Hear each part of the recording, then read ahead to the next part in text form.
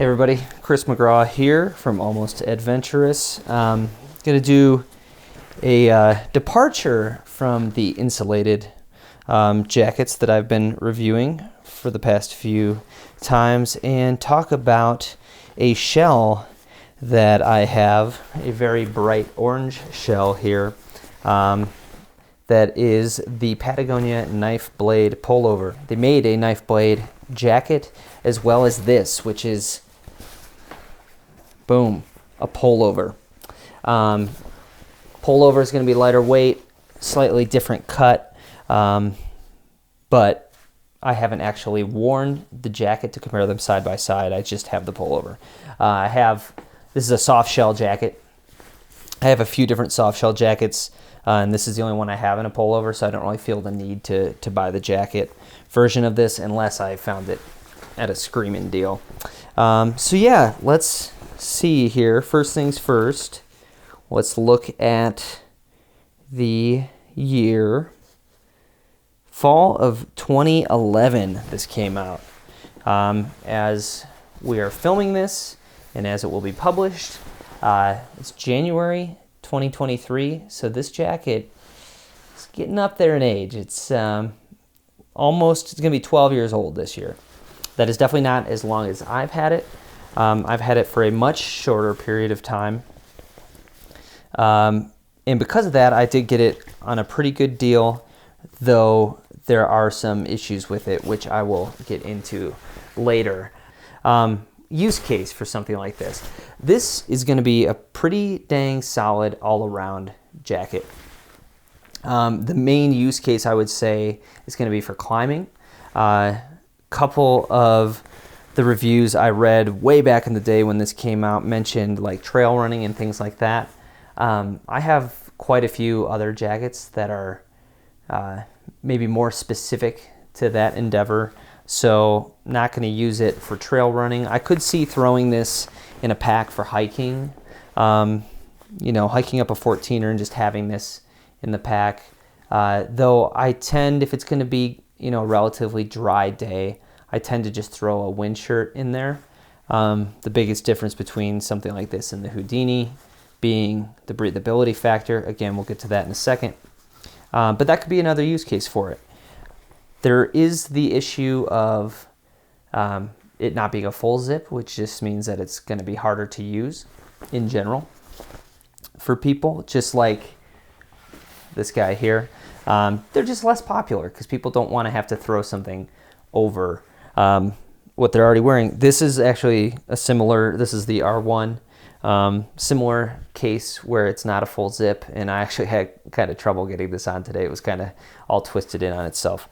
The reason that I wore this R1 is because the fit of this is said to allow coverage over your butt, which is a good thing if you're going to be sitting down in snow or anything like that. Also, when it's inside your harness. So that's why it should be pretty good for climbing. It doesn't ride up over a harness. So there are some basic use cases there.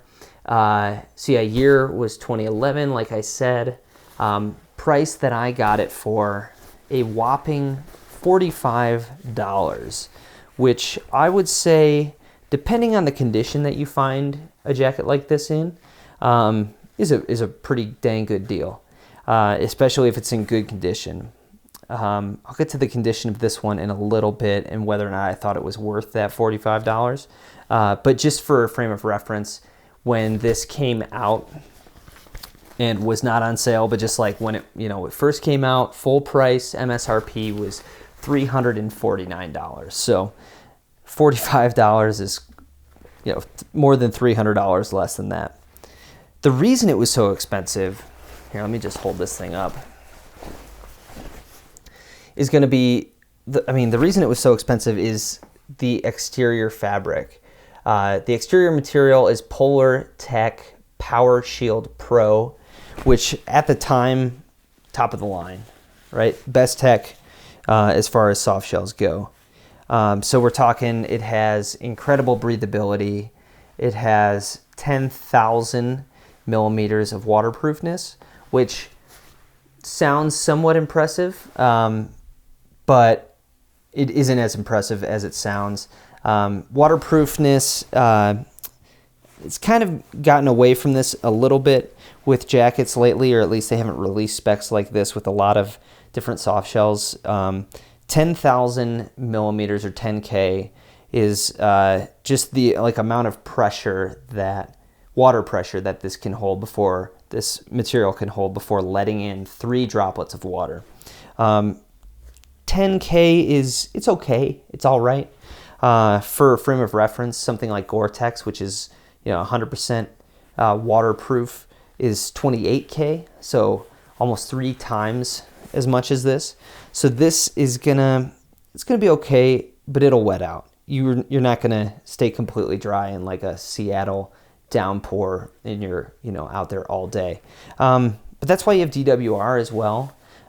So with soft shells, you're not going to be as waterproof as a hard shell, but you do get something there, and you get that breathability. Windproofness. This thing is surprisingly windproof for how breathable it is. I would say, like 95% of the wind does not get through this jacket, and yet it is incredibly breathable. It is soft shells in general are pretty dang breathable. I have the levitation hoodie from Patagonia, and then I also have the galvanized hooded jacket, which is kind of like a mix between a hard shell and a soft shell. And this is probably the most breathable out of those 3. So the exterior fabric is just like really, really great. Plus there's no fleece on the interior, which would block breathability. So you just got the soft shell. That's it. There's no insulation or anything like that. Which brings me to warmth.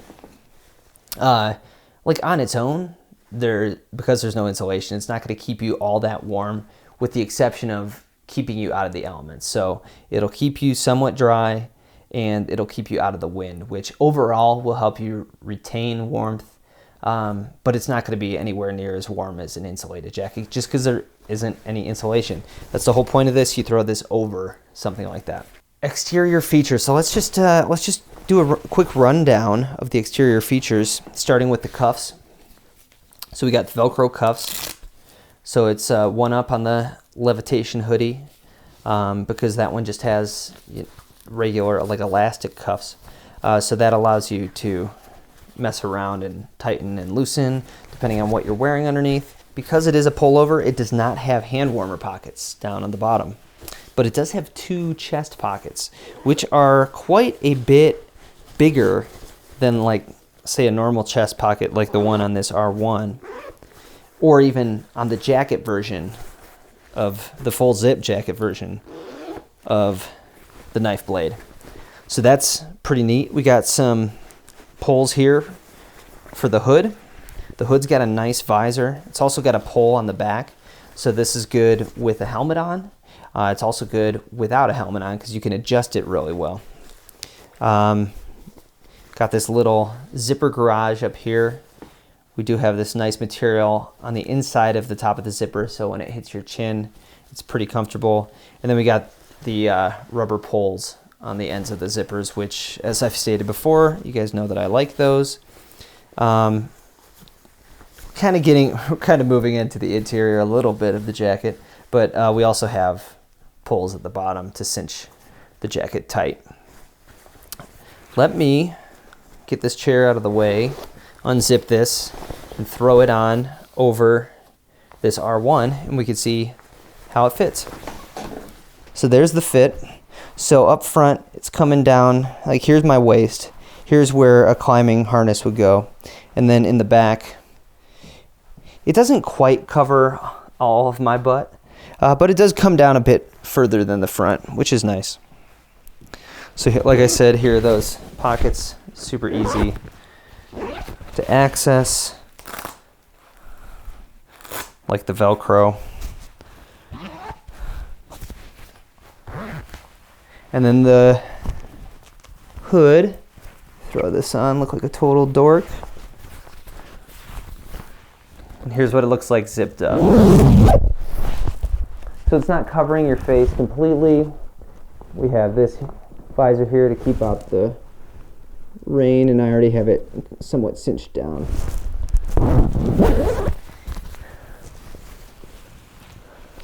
So there you go. Length with the arms. Plenty of length. I'm reaching up high, no problem. You can actually see it's bunching a little bit here. That's how much length you have in the arms, which is a good thing for climbing. I don't want it too short. I have the R1 up over my hands, which might be why it looks like a little bit shorter than that.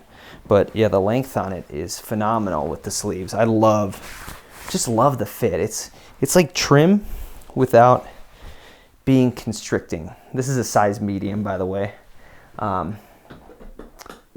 I'm right around 155, 160, wingspan of 5'9", height of 5'7". So that's the measurements there. Yeah, so super comfy. Yeah, man, it just stretches so easily. Movement is great in this thing. You know, it packs down pretty well for a soft shell. Let's see how tiny I can get this. It's about as, I could probably roll it up a little bit tighter if I needed to. It's just over 1 pound, so it's like 1 pound, 1 ounce, 17 ounces, right around half a kilogram. Yeah. So, the knife blade. Where does it slot in as far as some of my other jackets go, soft shell jackets? Because the fit is so good, I think it makes up for not having a full zipper a bit. This for me is like not a casual, like sometimes I'll take the levitation hoodie just out and about if I just need a regular jacket. Even though it's like neon green, makes you stand out. Not that this is any more subtle.